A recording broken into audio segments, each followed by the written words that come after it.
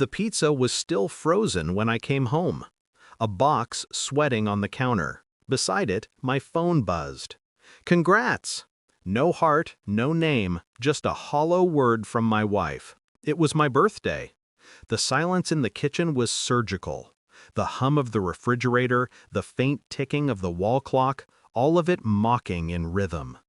I stared at the condensation running down the pizza box, each drop marking another second of her indifference. A week earlier, she'd posted a video on Instagram. My best friend, surrounded by laughter and fireworks, his face lit by the glow of drone lights. The caption read, "He deserves it, always making everyone smile." Her smile in that clip, too wide, too real, the kind she hadn't worn for me in years. That night, I didn't eat. I didn't ask. I packed my bag, walked out, and didn't look back. Hours later, her mother texted, "Why's everyone freaking out?" I didn't answer. I just kept driving until the city lights disappeared behind me, swallowed by the dark. The first crack wasn't the pizza. It was the shrug. When I asked her why my best friend got fireworks and I got frozen dough, she just said, "You're not really the celebrating type."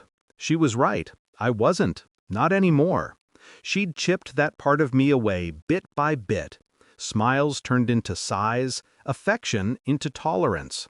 Somewhere along the line, I became furniture, predictable, convenient. Still, something about that party gnawed at me. The way she looked at him in those photos, angled just slightly toward him, her hand not quite touching but close enough to be noticed. It wasn't about the party, it was about choice. She chose to celebrate him, to invest joy where it didn't belong.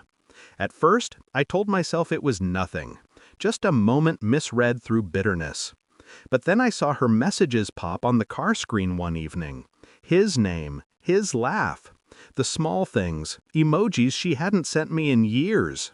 I didn't rage, I didn't confront. I just listened, watched, waited. In the days that followed, I became methodical, colder. Her phone passcode was easy, her birthday. She never imagined I'd look. Screenshots, voice notes, receipts. Their conversations read like fiction, pretending innocence wrapped in inside jokes. She'd signed one message, "Happy early birthday to my favorite person." That was the same week she told me we were saving money. She'd lied about everything. The catering, the photographer, even the fireworks. It wasn't about money, it was about loyalty. I didn't lash out. I began to study her instead. Her patterns, her tone, the times she locked herself in the bathroom. At dinner, she'd glance at her phone, then turn it face down. I memorized every flicker of guilt in her eyes. The nights were the hardest. Lying beside her, feeling her breathing slow, pretending not to hear the faint buzz of her phone under the pillow. I didn't need proof. I needed silence. Confirmation. So I planned.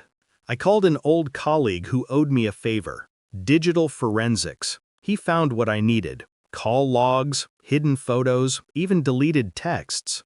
2 days later, the file arrived in my inbox, a tidy PDF, labeled simply, "Truth."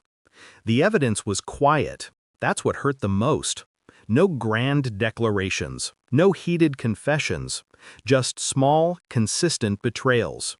Her laughing in his messages, her photos, same sweater, different days, same smile. A slow erosion of what used to be us. When I handed her the report, she laughed at first.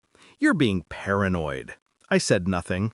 I just watched her eyes as she scrolled. Her laughter died halfway down the page. By the time she reached the screenshots of their messages, her hands were trembling. She tried to speak. "I didn't mean." I cut her off with a whisper. "Don't explain loyalty to me. You pawned it for attention." She broke then. Not loudly, quietly, the way truth breaks the fragile. I walked past her, out the door, the same way I'd left on my birthday. Only this time, I wasn't running. Revenge wasn't fire. It was precision. A week later, I posted a few photos. A villa in Switzerland, glass walls, a lake view, sunlight cutting through the silence. I didn't add a caption. I didn't need to. Within an hour, my phone exploded. Her name, 71 missed calls. Then her daughter-in-law's voice message. "If you want to join Thanksgiving, come wash the dishes." I replied with one word. She must have seen the photos then. The marble floors, the view, the life she'd traded away for petty attention. For years, she mocked my quiet, my restraint. But that silence had built an empire she never bothered to look into. Now she could look all she wanted, from afar. Sometimes I replay the sound of her laugh, the one from that party video. It doesn't sting anymore. It's just empty sound. People think revenge feels sweet. It doesn't. It feels still, like standing in the eye of a storm that's finally died. I didn't ruin her. She did that herself. I just let the world watch it happen. Now the villa is quiet. The lake doesn't ask questions.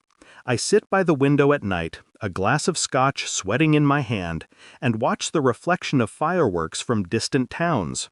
They don't belong to me. They don't need to. She once said I wasn't the celebrating type. Maybe she was right. But I've learned something better than celebration. Peace in absence. And that, in its own way, is the loudest victory of all.